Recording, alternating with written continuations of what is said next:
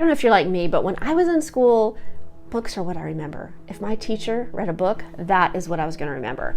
If I read a book, which I didn't read a lot when I was younger, don't tell nobody, I remember the few books that I read more than anything else that I learned in school. Today I want to talk about living books. I'm going to show you some samples of how we use it with our history and science and even a little bit of math.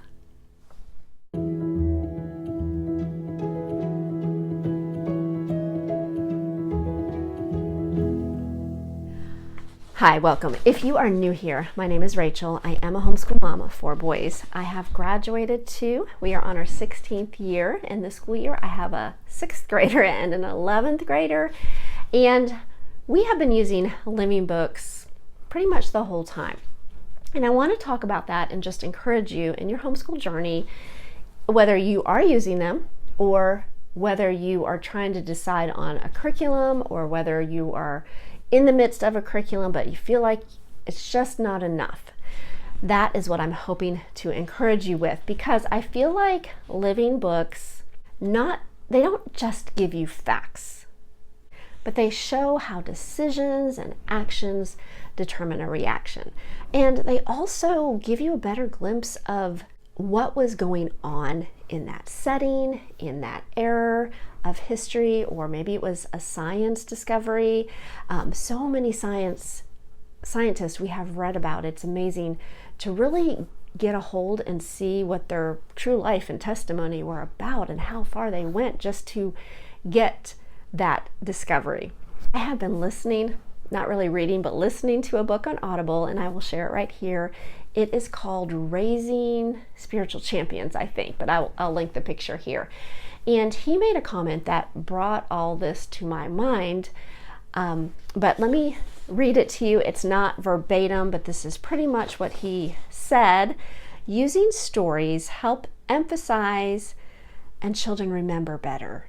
You can share facts, but more likely they will grasp understanding and application when a story is added. Now, he was talking about more teaching and discipling your children and sharing God's word and just giving them some application through stories. But I also feel that way when you are teaching your kids subjects at home, that they sometimes need more than just the facts. I do understand that every child is different, so it may look different, but I do feel like some living books is always helpful because you are learning lessons. Like it's when you meet people, and I always tell my kids, I feel like you can always learn something from somebody. It may not always be a good thing, but you might learn something not to do. So I feel that way when we're reading living books. I am going to share a few that we have used over the years, and I'm going to go through them real quick. And as I'm talking, I'm going to mention places like we use Heart of Dakota. We have not always used Heart of Dakota. Early on, we used Mystery of History, Beautiful Feet. That's when I started discovering some living books. When I used Mystery of History 1, I actually did a lot of research and pulled out a lot of my own living books. And places I found them were like Sunlight, Verita Press, and then, of course, Beautiful Feet, and then My Father's World.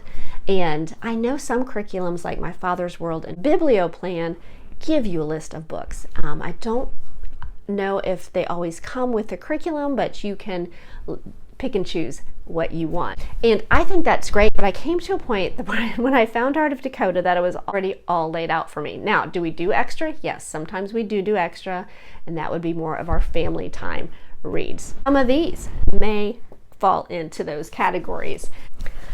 And you can go back, and I have videos on books. I may even have one on living books that you can probably find more different books that we have read or been reading over the last couple years. And I probably have mentioned this book already this school year, and that is Forbidden Gates. And this was a really good historical fiction about a young Jewish boy making some decisions, and it was after Christ had returned to heaven and around the time of Stephen. This was really, really good. I always enjoy reading that book. Now, this is a book that one of my boys read, The Golden Goblet, and this would be ancient history It was not part of a curriculum. I don't even remember where I found this one. It was probably listed under one of those curriculums I mentioned, but he really enjoyed it. Now, this book is definitely more middle school, and I've had a 9th grader read it, The Bronze Bow.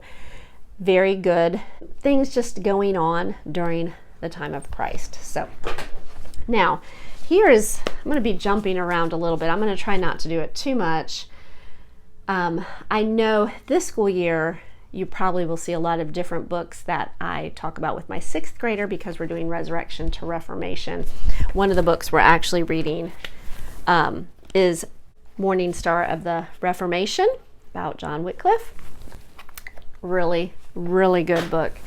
That is just one of them that we're reading for this period of history. But the Barbary Pirates, now this is not part of any other curriculum, so we have read, but my boys get interested in different parts of history, and I just feel like it's important for them to understand truly what is going on. And this was the time around the early Americans and ships going from America over to different countries, and just all that was going on, and how it was not easy to battle with ships. So, and then the trader, Benedict Arnold, and most people know the story, but just reading a story really about his life in the case of Benedict Arnold, all he wanted to be is a hero is what it says. So, and I feel like there's always lessons that you can learn, whether, like I said, whether there are things you should be doing or not, or should not be doing. So, Sign of the Beaver.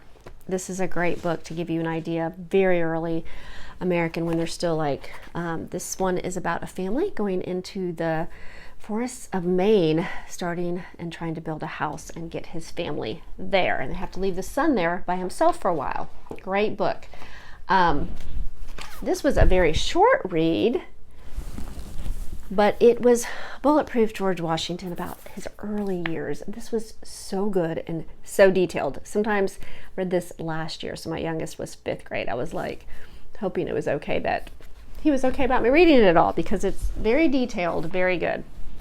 Alone, Not Alone would have been around the same time as this, but it's about a family and Indians, and 2 of the daughters get captured.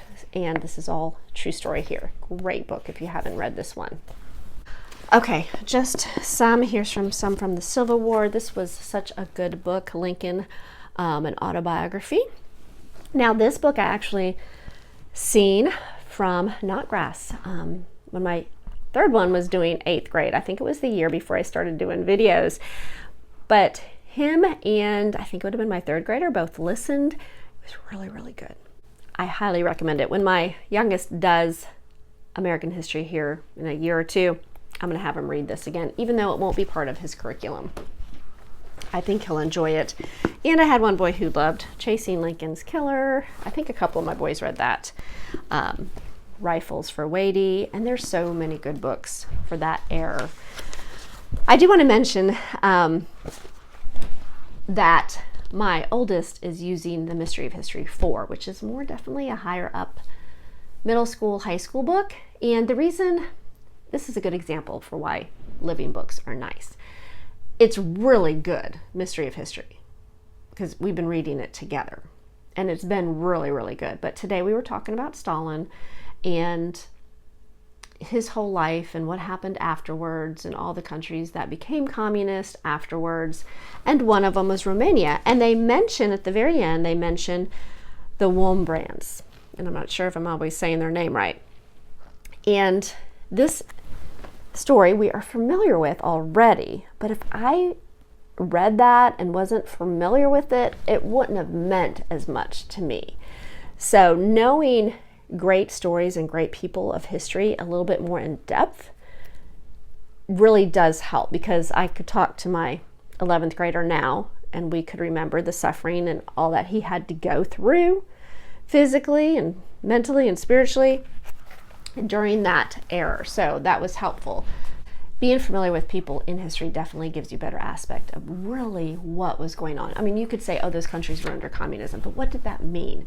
So when you read a living book of somebody that was in that period and that time and what they had to live through as Christians, it's an eye-opener. So talking about being more familiar with people like David Livingstone, and you know that if you've watched any of my videos that we have a lot of these Christian heroes, but this book, you know, David Livingstone, remember reading this with my boys, you know, you're not only learning about someone great from history, but you're learning a lot about Africa.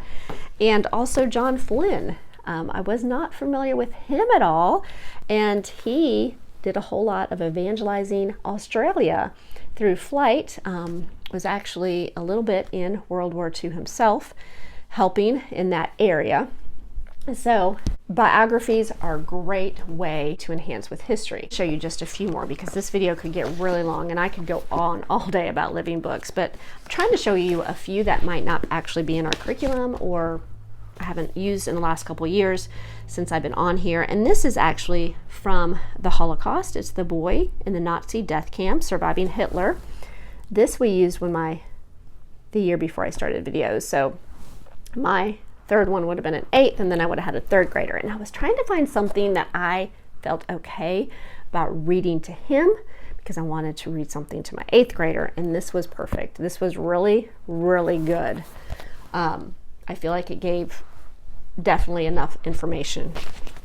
There's books like this, 20 and 10, Hiding Some Jewish Children.